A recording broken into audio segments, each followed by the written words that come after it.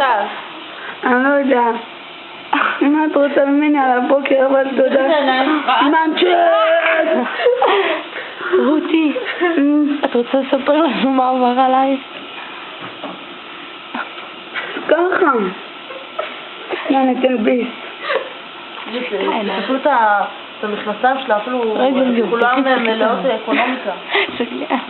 זה לא אקונומיקה, מה, את סתומה בשכל. לא רוצה להגיד שזה הדוגמה? זה... החגים? תפסיקי ללטף את הרגל.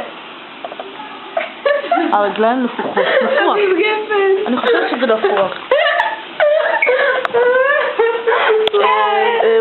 אנחנו צריכים להגיד לכם, מדובר פה בילדה עם קשיים רציניים. גם בלבוש, גם באוכל וגם באיך שנראית. למה פותחת עיניים אבל? זה נראה מסכים. זה נראה מסכים. ג'קי מאח הגדול. פאק, את נראית מסובבת. ותסתכלו את חגית. חגית היא בחורה רעבה מאוד, מאוד.